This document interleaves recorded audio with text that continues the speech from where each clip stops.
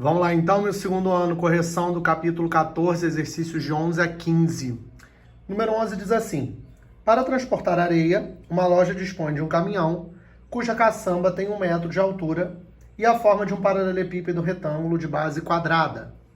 A maior distância entre dois pontos desse paralelepípedo é igual a 3 metros. Determine a capacidade máxima em metros cúbicos dessa caçamba, ou seja, ele quer o volume. Pois bem, olhando para a caçamba, desenhei aqui uma base quadrada, x e x, uma altura 1, e ele fala que a maior distância entre dois pontos da caçamba é 3. E a gente sabe que dentro de um paralelepípedo, a maior distância entre dois de seus pontos é a sua diagonal. Se você já decorou, beleza, tem uma fórmula aí no capítulo que você pode usar para fazer. Se você não decorou, é só você observar lá no chão, você tem um triângulo retângulo, em que as arestas da base são os catetos e que a diagonal da base é a hipotenusa. Se você já decorou a diagonal da base também, mãos à obra, não tem problema. Você descobre com isso que y é x raiz de 2, ou que y ao quadrado é igual a 2x ao quadrado. Rodrigo, por que eu preciso dele? Aí você volta lá na figura e observa que o 3 é uma hipotenusa de um triângulo retângulo em que o 1 é um cateto e o y é o outro cateto. E aí eu fiz Pitágoras novamente para descobrir que o x, que é o tamanho da aresta da base, vale 2. Com isso, vou lá e calculo o volume. Área da base, 2 ao quadrado, vezes a altura, que é 1. Volume, 4 metros cúbicos. Questão de número 12, que diz o seguinte: considere os 3 sólidos exibidos na figura abaixo, um cubo e 2 paralelepípedos retângulos, em que os comprimentos das arestas A e B são tais que A é maior do que B e ambas maiores do que zero.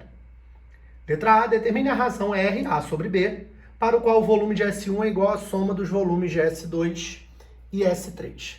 Fiz isso. O volume de S1 é igual ao volume de S2 mais S3. Calculei os volumes. O S1 é um cubo, S2 tem área da base A vezes B e altura A, e S3 tem área da base B vezes B e altura A. Juntei quem eu podia, né? Simplifiquei por A e juntei todo mundo. Trouxe todo mundo para o primeiro membro, ficando com essa equação de segundo grau, A ao quadrado menos AB menos B ao quadrado igual a 0. Eu quero A sobre B.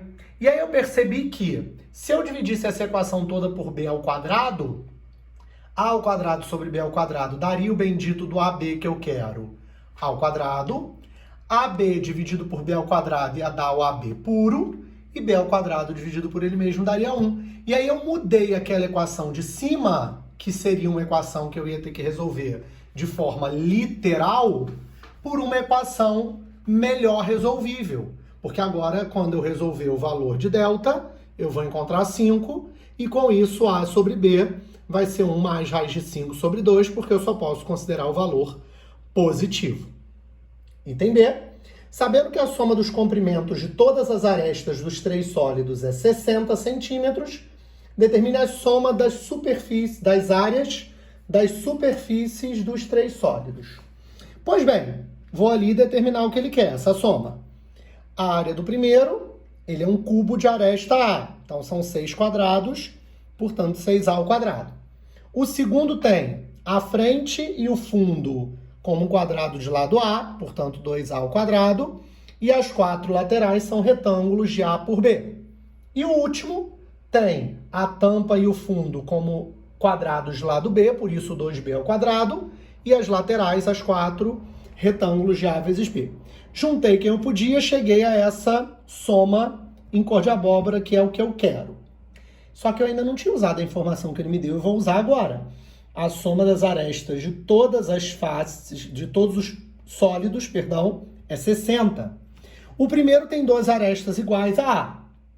O segundo tem as 4 da frente e as 4 do fundo A, portanto 8A. As 4 de cima, as 2 de cima que sobraram e as 2 de baixo que sobraram, de valor B, portanto 4B. Fato parecido no último. Eu tenho as 4 de cima e as 4 de baixo como B, e as 4 que sobraram como A.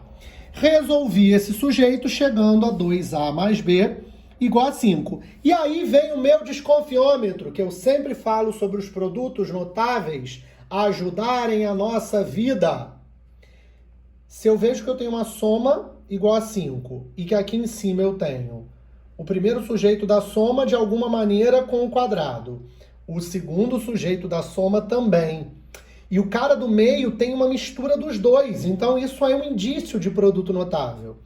Fui lá e fiz o produto notável encontrando essa primeira linha em vermelho, que ao multiplicar por 2 eu descobri a segunda linha em vermelho, que é exatamente a soma que eu queria, repara.